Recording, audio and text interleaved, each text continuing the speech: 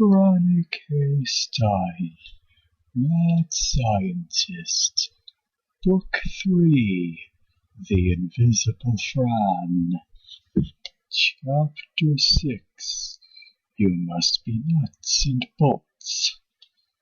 Franny consulted a book from her library called Mechanical Fiends and Hazardous Robots for Children. Ultimately, Franny created things the way she liked them, but a quick glance at some plans always got things rolling. She worked most of the night, and with Igor's help she had a creation that she was certain would bring the kids around to her way of thinking. Chapter 7. Why are you looking at my robot that way? Franny sat at her desk, grinning. She couldn't wait to give her presentation. Franny, Miss Shelley said, would you please come up here and show the class what you've brought in? Franny walked confidently to the front of the class. She knew that the kids would take one look at the robot and abandon their ridiculous hobbies. She removed the sheet that had been draped over her creation. The kids gasped. It was a robot. A few lights pulsed slowly on its chest, and they could hear a soft hum coming from inside it. Its tiny square eyes seemed to blink. Why does it have 2 heads? One boy asked. 2 heads are better than 1, Franny said. When it's complete, those 2 heads will make it twice as smart as the next smartest robot, twice as useful, twice as complicated. Franny held up the robot's blueprints for the kids to see. Miss Shelley said, Franny, did you say that it wasn't completed yet? That's right, Miss Shelley. It's not complete. I'm going to need other mad scientists to help me. Other mad scientists from the class, perhaps? Are there any volunteers? Billy raised his hand. Franny was smug. The first of many volunteers, she thought. Yes, she said. You'd like to help? I would, Billy said. After you finish it. I mean, then I can teach you to bake pretty cookies. Chapter 8. In the Gizzard of the Lizard. Igor just hated to see Franny depressed. He did his best to cheer her up. He juggled spiders. He dressed up like her mom. He even thought about letting the giant chameleon swallow him a little bit, since that always made Franny laugh. All Franny could talk about was her friends at school. No volunteers, Igor. They all want to stick with their pointless little hobbies. They don't get it. They don't get it at all. They don't understand the thrill of an idea popping into your head out of nowhere, and then diving right in and making your idea just happen. If only they could experience that, Franny said. Just then the giant chameleon appeared, as if out of nowhere, grabbed Igor, and swallowed him.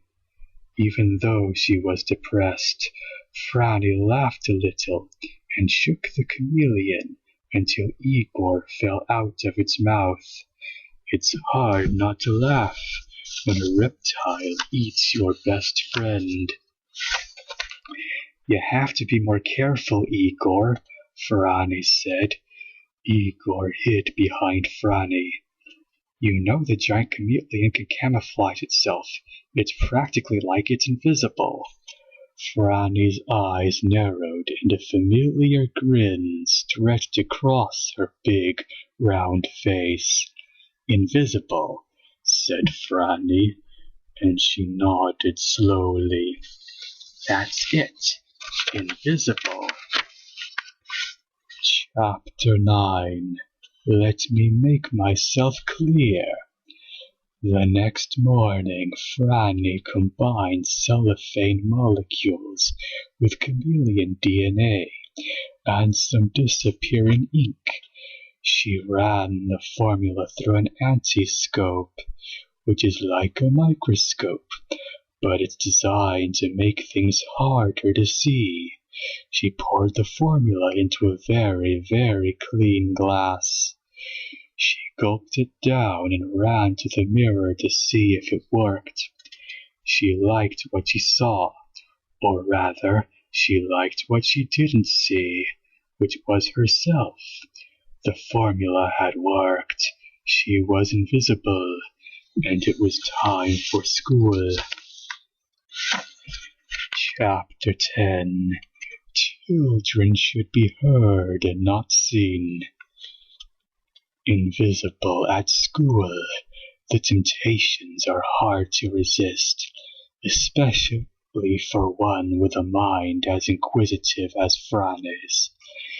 She had a quick peek in the school's cafeteria kitchen. She zipped in and had a look at the principal's office.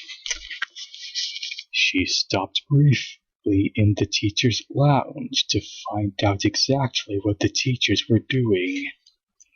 She found all the locations fascinating, but she had to get on to the next phase in her plan, to get the kids to devote themselves to mad science in a way that Franny knew she would force them to want to. Franny strolled into her class completely unseen. She walked up to Erin, who was reading, and whispered in her ear, "I think I'd like to have a look at Franny's robot again."